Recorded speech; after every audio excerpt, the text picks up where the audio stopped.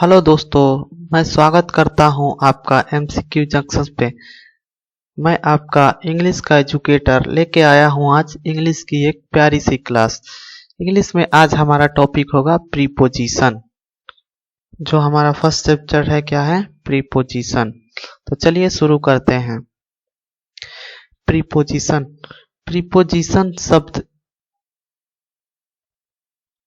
Preposition शब्द जो होता है, शब्द शब्द या समूह है जो किसी नाउन या प्रोनाउन के पहले प्रयुक्त होकर नाउन या प्रोनाउन का अन्य शब्दों के साथ संबंध बताता है। मतलब कि प्रीपोजिशन जो होता है वो नाउन या प्रोनाउन के साथ, प्रीपोजिशन क्या होता है कि नाउन या प्रोनाउन के पहले प्रयुक्त हो करके उसका संबंध बताता है। जैसे कि यहाँ पे एग्जाम्पल देखिएगा, there is a cat sitting under the table. यहाँ से अगर हम अंडर को हटा देंगे तो हमको कैट और टेबल के बीच में कोई रिलेशन नहीं आएगा। जैसे कि यहाँ पे है this is the cat sitting the table, मतलब कि कोई यहाँ पे अर्थ स्पष्ट नहीं होगा। अंडर को अगर हटा देंगे तो प्रीपोजिशन क्या होता है कि किसी नाउन या प्रोनाउन के पहले प्रयुक्त हो करके उसकी संबंध को बताता है। कंफर्म हो गया होगा। एक और एग्जांपल देख लेते हैं। We need a roof over us. We need a roof over us. अगला नेक्स्ट एग्जांपल है I go to school by bus. हम लोग स्कूल किसके द्वारा जाते हैं? बस के द्वारा जाते हैं। तो ये हो गया स्कूल, ये बस हो गया हमारा नाउन, स्कूल हो गया नाउन, और कौन जाता है? तो हम लोग जाते हैं। तो हम लोग स्कूल जाते हैं किसके द्वारा? बस के द्वारा। तो ये बस के पहले, बस हो गया नाउन, नाउन के पहले प्रयुक्त होकर के ये प्रीपोजिशन आपका संबंध बता रहा है। ठीक, यहाँ तक संबंध में आ गया होगा। और नोट है हमारा, प्रीपोजिशन के पहले नाउन या प्रोनाउन के पहले, प्रीपोजिशन का प्रयोग नाउन या प्रोनाउन के पहले नहीं भी हो सकता है। मतलब कि कोई जरूरी नहीं है कि प्रीपोजिशन का प्रयोग हर नाउन या हर प्रोनाउन के पहले होगा ही होगा, ऐसा कोई फाउंडेशन नहीं है। जैसे कि एग्जांपल में देखेंगे, who was he talking to. यहाँ पे देखिएगा ये टू है प्रीपोजिशन, तो यहाँ पे कोई नाउन या प्रोनाउन नहीं है।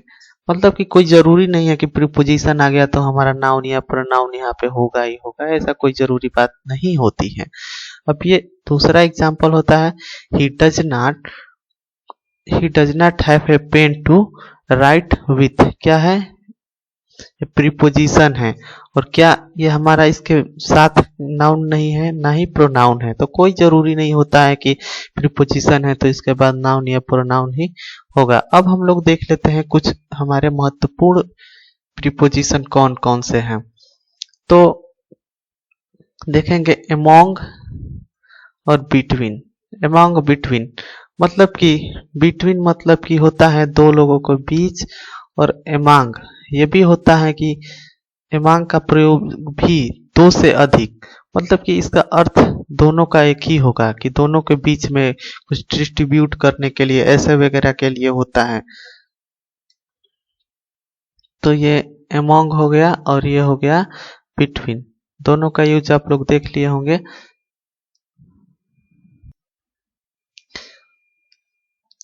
और बिटवीन का अर्थ होता है दो के बीच में, और अमोंग का भी अर्थ होता है दो से अधिक के बीच में। जैसे कि अर्थ एग्जांपल हो गया, arms are distributed among the beggar. Among the beggar मतलब कि बेगर्स जो है बहुत ज्यादा है। क्या है? ये प्लूरल नाउन है। अमोंग द बेगर्स, बेगर्स बहुत ज्यादा हैं, उनके बीच में भिक्षा डिस्ट्रीब्यूट की गई है। The teacher distributed sweets among them, मतलब कि वहां पे बहुत ज्यादा स्टूडेंट्स थे, या फिर हाँ स्टूडेंट्स ही बोल लीजिए, तो टीचर उनको मिठाइयाँ बांटी। अमोंग मतलब होता है कि दो से अधिक के बीच के अर्थ में, और बिटवीन मतलब होता है कि दो लोगों के बीच में। बिटवीन मतलब क्या होगा? दो लोगों के बीच में। यहाँ पे देखिएगा, the match will be played between India and Australia, मतलब यहाँ दो लोग हो गए, कौन कौन? इंडिया हो गया और ऑस्ट्रेलिया हो गया। यहाँ पे एंड का यूज किस लिए किया गया है? रिलेशन बताने के लिए। तो आप लोगों को प्रीपोजिशन के बारे में अच्छे से समझ में आ गया होगा। बिटवीन का यूज भी हमने बता दिया है, अमोंग का यूज भी बता दिया है। और बिटवीन का यूज आप लोग देखेंगे कि यहाँ पे हुआ है, दो ही लोगों के लिए हुआ है, लेकिन आपको समझ में आएगा कि यहाँ पे तीन है। जैसे कि देखिए, there is a tournament to be played between India, Australia and New Zealand. तो आप लोग बोलेंगे कि इंडिया और ऑस्ट्रेलिया और न्यूजीलैंड है, तो यहाँ पे एमोंग क्यों नहीं लगा? तो हम आपको बताना चाहेंगे कि एमोंग क्यों नहीं लगा है। देखिए, there is a tournament between, tournament मतलब कि मैच जो खेला जाएगा। तो ये हो गया आपका इंडिया हो गया और ये हो गया ऑस्ट्रेलिया। जब टूर्नामेंट होगा तो दो लोगों के बीच में ही होगा, दो लोगों के बीच में ही होगा, उसीलिए हम लोग बिटवीन का यूज करते हैं। जैसे कि इंडिया ऑस्ट्रेलिया के बीच में ही एक मैच खेला जाएगा, जो विनर होगा इसमें से न्यूजीलैंड के बीच में खेला जाएगा, उसीलिए हम लोग क्या लगाए हैं यहाँ पे? बिटवीन। मतलब कि अप्रत्यक्ष रूप से दो लोगों के बीच में ही यहाँ पे रिलेशन दिया गया है। ये एग्जाम्पल आता है, there is an alliance between the three European nations. तो आपको अच्छे से समझ में आ गया होगा। चलते हैं हम नेक्स्ट प्रीपोजिशन की ओर। यहाँ पे है बिसाइड और बिसाइड्स। इसमें अधिकतर लड़के कंफ्यूज में होते हैं कि बिसाइड बिसाइड्स। इसको हम आपको ट्रिक बता रहे हैं। बिसाइड, बिसाइड मतलब क्या होता है? के बगल में। और बिसाइड्स मतलब क्या होता है? एक अलावा, मतलब उसके के अलावा और कुछ चीज है उसके पास, तो इसके लिए बिसाइड्स का यूज किया जाता है। तो बिसाइड में ये एक्स्ट्रा है इसका, जैसे आपको दिख रहा है बिसाइड्स, मतलब कि एक एक्स्ट्रा है, तो इसके अलावा एक्स्ट्रा है, तो इसके एक एक्स्ट्रा रखा है, इसके अलावा वो रखा है। आइए एग्जाम्पल से समझ लेते हैं। ही सैट बिसाइड मी, मतलब कि वह मेरे बगल में बैठा है। He sat beside me. Besides his children, his nephew and niece were also present at the ceremony. मतलब कि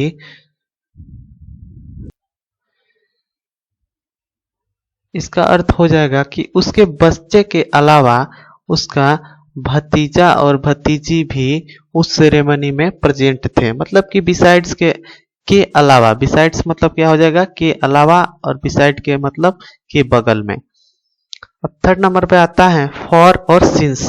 फॉर और सिंस का तो आप लोग यूज आपको पहले ही सिखा दिया जाता है कि फॉर जो होता है पीरियड ऑफ टाइम के लिए, फॉर जो होता है पीरियड ऑफ टाइम के लिए ये होता है, और सिंस जो होता है पॉइंट ऑफ टाइम के लिए, एट द पॉइंट ऑफ के लिए होता है।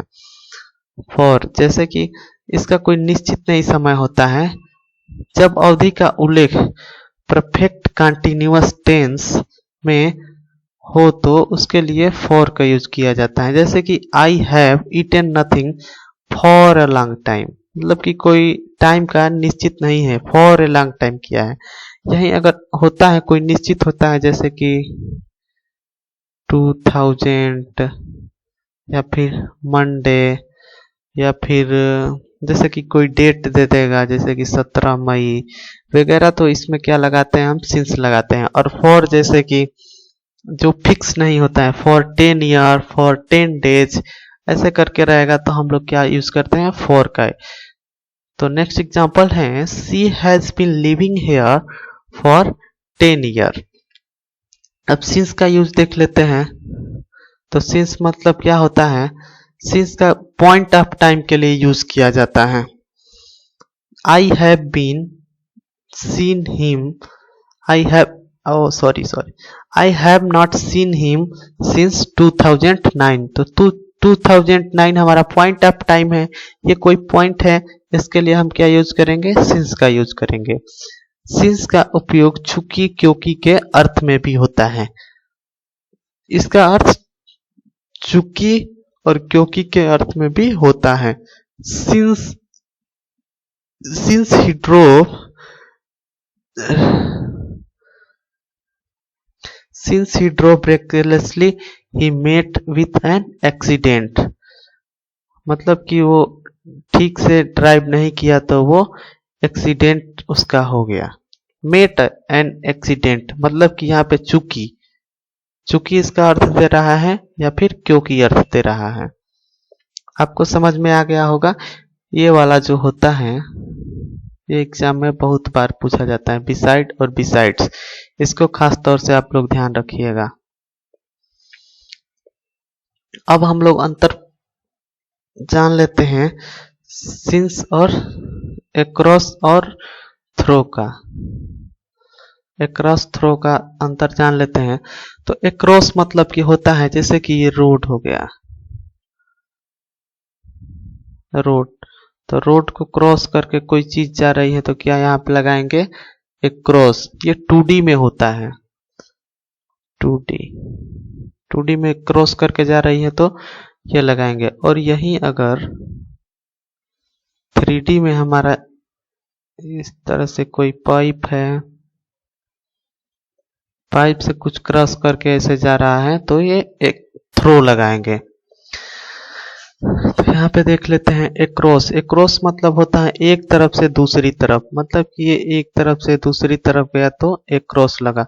और थ्रो के जरिए, मैंने बताया था आपको कि पाइप हो गया वगैरह, जैसे कि कोई 3D फिगर है तो उसके जरिए, उसके जरिए के लिए गुजर के जब जाता है तो थ्रो का यूज किया जाता है। एक्रॉस का एग्जाम्पल देख लेते हैं। आई स्वैम एक्रॉस द रिवर। ठीक, यहाँ ये 2D में पार किया जा रहा है और यहाँ पे 3D है। तो the message was covered conveyed to me by through her, मतलब कि जरिए। यहाँ पे क्या एग्जाम अर्थ दे रहा है के जरिए। यह मैसेज कवर किया गया मेरे द्वारा, थ्रो मतलब कि के जरिए, उसके जरिए, उसके जरिए यह खबर कवर किया गया। ठीक,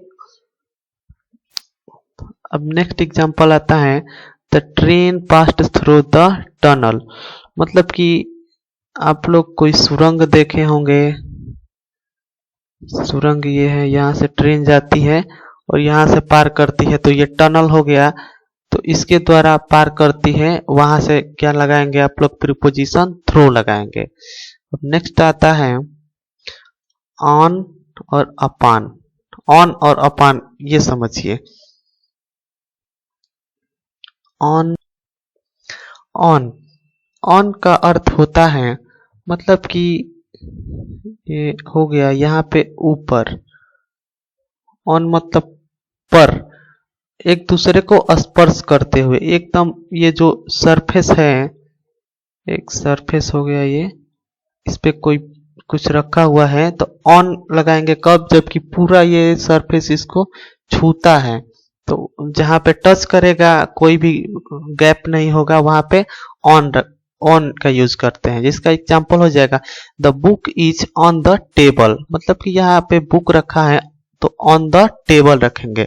और अपान, अपान का यूज कहाँ पे करेंगे, the cat jumped upon the rat, मतलब कि के ऊपर। इसका क्या अर्थ होता है अपान का, के ऊपर मोशन में। तो क्या हो जाएगा the cat jumped upon the rat, चूहे के ऊपर कैट जंप की। तो अपॉन द मतलब कि मोशन में, यहाँ पे कोई टेबल है, ये आप जंप करते हैं तो क्या हो जाएगा, यहां से अपॉन द टेबल हो जाएगा। समझ में आया आपको। ऑन का है कि आप उस पे सरफेस को टच करते हुए कर रहे हैं और यहाँ पे सरफेस टच नहीं होता है, मोशन में होता है, ऐसे टच करते हुए ये चला गया कि ऊपर। ऊपर से आप इस तरह मोशन में जब जाते हैं तो वहां पे अपॉन का यूज होता है। चलिए नेक्स्ट देख लेते हैं ओवर। ओवर क्या होता है कि ऊपर स्पर्श में नहीं, जैसे कि पूरा ऐसे कवर कर लिया। ओवर का अर्थ आप लोग देखिएगा, ओवर जैसे ये कुछ है, ओवर ऐसे कि पूरा कवर किया हुआ। ओवर को कवर से याद रखिए आप लोग। तो मैं आपको ये सब एक कहानी के माध्यम से बता रहा हूँ। देखिए, ये रहा एक टेबल हो गया, ऐसे करके यहाँ पे एक इसका ये लेग हो गया, ये लेग हो गया, टेबल हो गया। यहाँ पे चल रहा है फैन, फैन है, यहाँ पे चूहा है, नीचे नीचे इसके जस्ट नीचे है, टेबल के नीचे। और यहाँ पे है बिल्ली। देखिए, यहाँ पे क्या कहेंगे कि ओवर द फैन। फैन कहाँ पे है?